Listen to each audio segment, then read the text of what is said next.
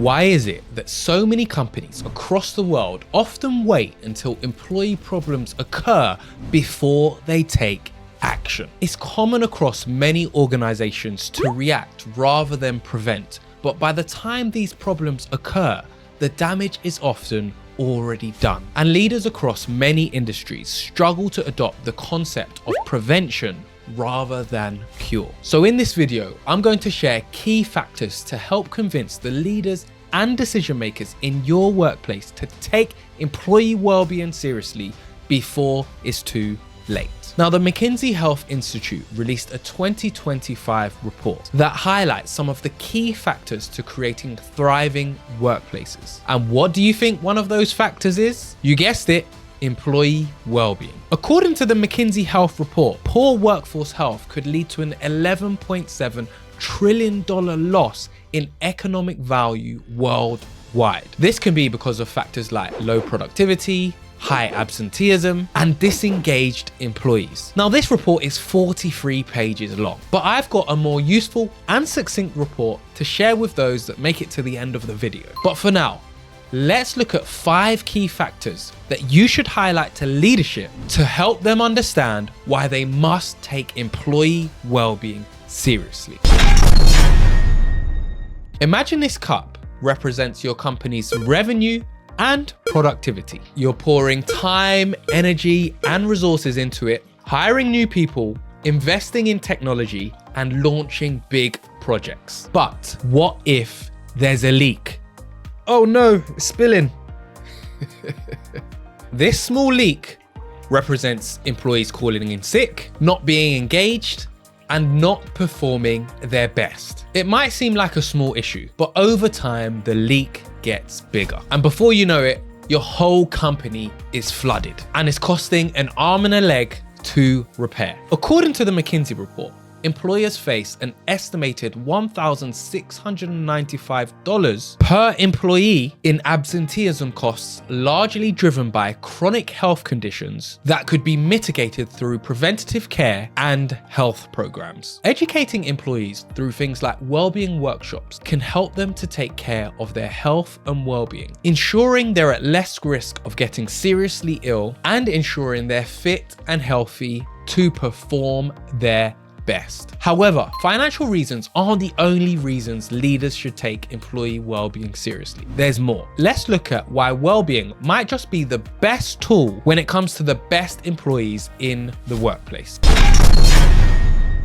To explain this, let's talk about magnets. A magnet is a powerful tool to attract and to hold onto metal objects. But the biggest metal objects need a powerful enough magnet to attract them. Now imagine this magnet represents your workplace, and these paper clips are talented, hardworking employees. If a company prioritizes well-being, offering mental health support, work-life balance, and a healthy working environment, it becomes an attractive force, just like the magnet. According to the McKinsey report, 42,000 respondents found that at least a third of people consider physical, mental, social, and spiritual health resources when choosing an employer. In addition, for Gen Z employees, well-being benefits are as important as salary. This means that if your workplace lacks a strong well-being strategy, they won't just be losing employees, but they'll fail to attract top talent. But this isn't all, because poor workplace well-being impacts organizations in other areas too. And the next point can have a direct impact on the ability for organizations to grow.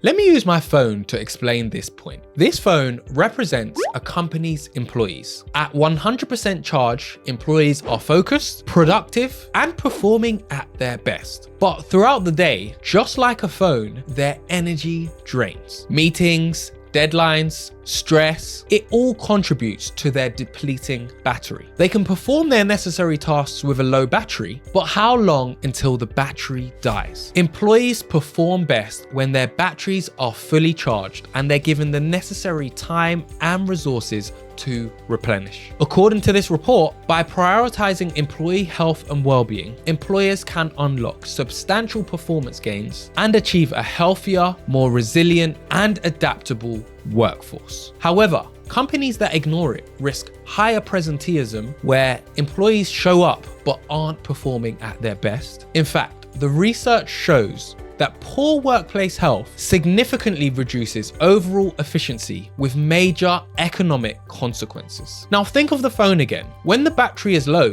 what do? You charge it. The same applies to employees. Investing in well-being programs, workshops, and creating supportive work environments all act as a charger. This helps with productivity, performance, and ultimately contributes to the employees and company performing at its best.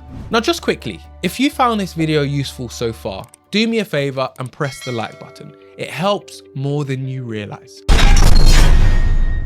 Now let's talk about something that directly impacts a company's bottom line: sick leave. Most companies budget for salaries, operations, and equipment, but many organizations fail to recognize how much money is slipping away due to employee sickness. Think of this wallet as your company's finances. At the start of the year, it's full, ready to invest in growth, new hires, and innovation. But every time an employee takes sick leave due to stress, burnout, or preventable health issues, a little money disappears. A few sick days here and there doesn't seem like a big deal, but when sick days rise across the company, suddenly there's a massive increase in unplanned costs. According to the HSE, 33.7 million working days are lost in the UK due to work-related ill health and injury. The cost of this is estimated to be 14.5 billion annually across the UK. And because of stress, depression, and anxiety, 16.4 million working days are lost due to time off work. Think about it. When employees are off sick, businesses lose money in multiple ways: lost productivity, project delays, missed opportunities, and more. When employee well-being is not taken seriously, employees are likely to get sick, and soon enough, your wallet is empty. Now, the last point I want to mention is something companies may not have considered when taking employee well-being seriously, but it could be the difference in being a business that people admire or one they avoid. Every company has a reputation, whether they realize it or not. How they treat their employees, customers, and stakeholders is constantly being reflected back at them, just like a mirror. And that's where environmental, social, and governance come in, or ESG for short. While many companies focus heavily on the environmental and governance side, the social pillar, which includes employee well-being, job satisfaction, and mental health, is now receiving growing scrutiny from investors. According to McKinsey, investors are increasingly assessing companies by how well they support their employees. Companies listed on the major stock exchange like the S&P 500 and the Hong Kong Stock Exchange are now being evaluated on workplace well-being metrics like job satisfaction, stress levels, and purpose at work. Companies that integrate ESG into their strategy aren't just boosting their reputation, they're making themselves more attractive to investors and customers. McKinsey's report found that businesses with strong ESG commitments experience higher revenue growth, lower risks, and increased employee